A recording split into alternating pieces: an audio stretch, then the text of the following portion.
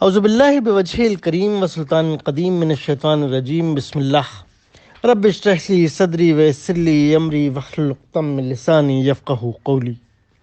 زکوٰۃ کی وصولی کا نہایت ناقص اور بھونڈا نظام۔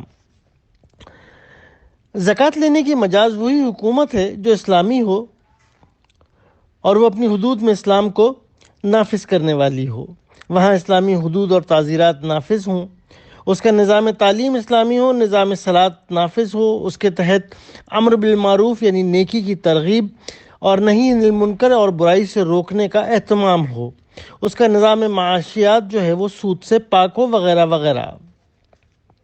جن مسلمان حکومتوں میں مذکورہ باتوں کا جو ہے وہ اہتمام ہوگا، وہاں یقیناً سرکاری سطح پر زکوٰۃ وصول کی جا سکتی ہے، لیکن جو حکومتیں ان باتوں کا سرے سے اہتمام ہی نہیں کرتی، انہیں زکوٰۃ کی وصولی کا کوئی حق بھی نہیں ہے۔ جیسے مرحوم جنرل محمد ضیاء الحق کے دور میں یہاں سرکاری طور پر بینکوں کے ذریعے سے زکوٰۃ کی کٹوتی کا نظام تو شروع ہوا، تو اس کے لیے نہایت ناقص اور بھونڈا طریقہ استعمال کیا گیا، اور 18ویں ترمیم کے بعد تو اس کا حساب کتاب ہی نرالا ہو گیا۔ یعنی یہ کہ ہم نے پاکستان میں سودی نظام تو ختم نہیں کیا، اس میں زکوٰۃ کی پیوند کاری کر دی۔ اس کا نتیجہ اس مذاق کی صورت میں نکلا کہ ایک طرف بینک جو ہے وہ سود دیتے رہے اور دے رہے ہیں، اور اس سود میں سے 2.5% زکوٰۃ بھی کاٹ لیتے ہیں۔ اس طرح اسلام کے نظام زکوٰۃ کو ایک باطل کے فروغ کا ذریعہ بنا دیا گیا۔ دوسرا، سود میں سے زکوٰۃ کاٹ کر اس کو مذاق اور استہزاء بنا دیا گیا۔ بھلا اس طرح زکوٰۃ ادا ہو سکتی ہے؟ یقیناً نہیں۔ اس لیے بینکوں کا زکوٰۃ وصول کرنے کا جواز بھی نہیں بنتا۔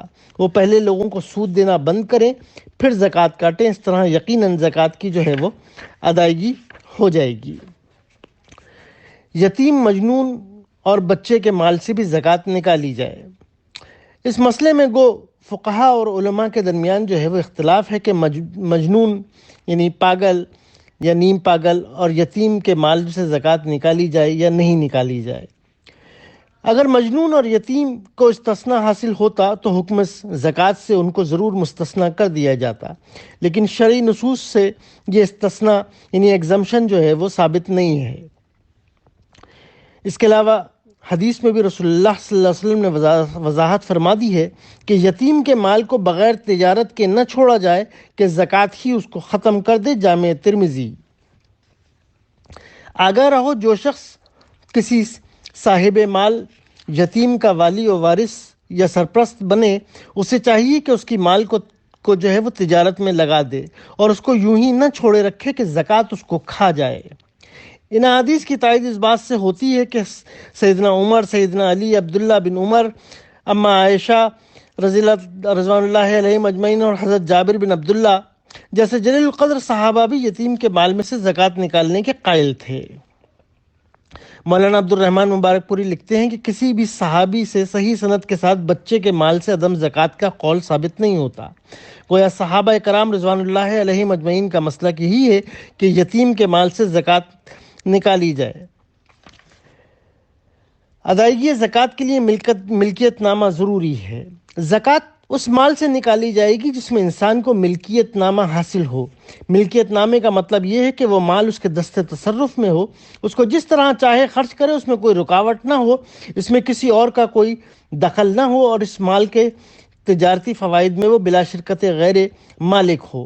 مثال کے طور پر کسی نے کسی جگہ پہ کوئی چیز بک کروائی ہے یا کوئی اثاثہ بک کروایا ہے اور ابھی اس کی قسطیں جا رہی ہیں اور ملکیت اس کے نام پر نہیں ہوئی ہے، نہ وہ اس کو بیچ سکتا ہے نہ اس کے نقصان کا ذمہ دار ہے، تو ایسی صورت میں جو ہے زکوٰۃ اس کے اوپر نافذ نہیں ہوتی ہے۔